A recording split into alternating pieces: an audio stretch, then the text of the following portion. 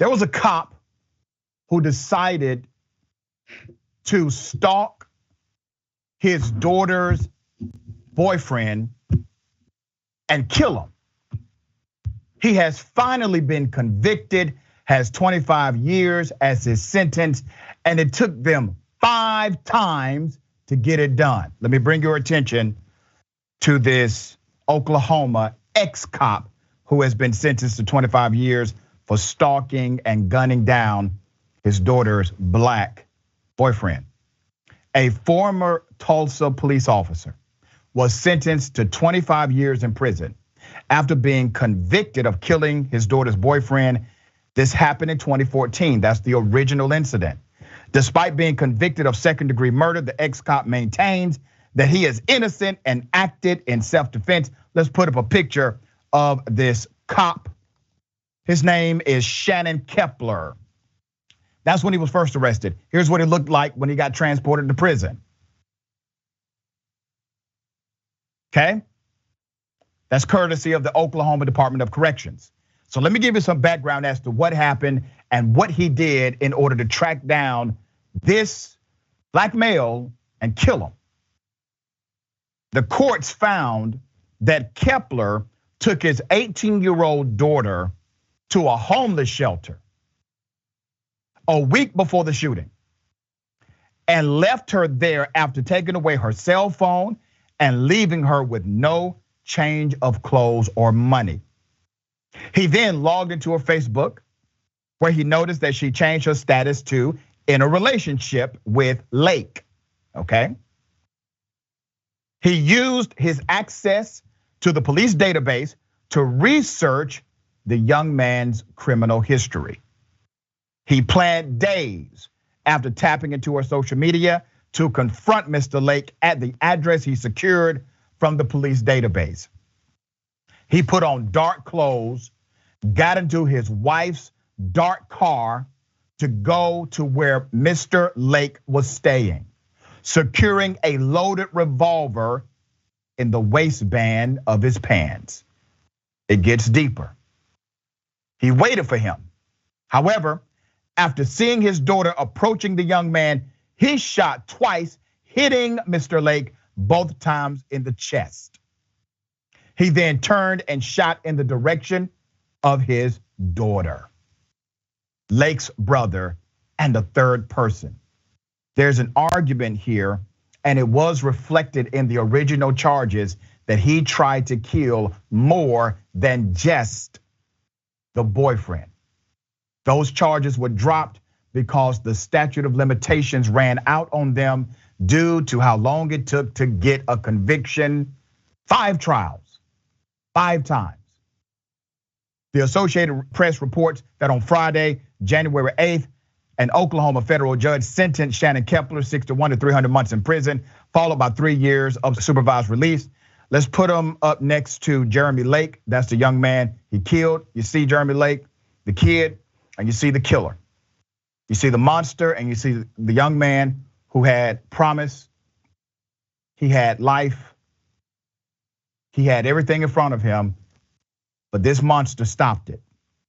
He was sentenced for using a firearm in the commission of second-degree murder. A federal jury convicted Kepler in the slaying of Mr. Jeremy Lake. There's more. The US District Judge Gregory Frizzle further ordered the father to pay restitution, to pay for a headstone for Lake, the 19-year-old he shot and killed. The 24-year police veteran, remember, 24 years. This man went out and committed premeditated murder. The 24-year police veteran said he shot Lake because he felt threatened. Familiar? Believing the teenager had a firearm. He has claimed for 8 years his actions were in self-defense. However, police were unable to locate a weapon on Lake's person or around the scene of the crime. Witnesses also testified that they did not see the young black man with a gun either.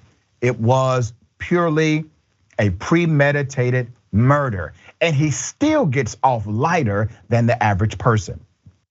Kepler would also claim that his daughter had run away from their home on the Muskogee Nation, one of the state's historic Native American reservations, and that he was nervous for her because she was at the time living in a bad neighborhood. This story has a lot of twists and turns. He was convicted earlier and then it was overturned. He had to go back to trial. But I want to say this about the prosecution in this case. They knew he was guilty. And they continued to refile and refile. And they fought over and over again to finally get a real conviction for this cop who decided to commit murder.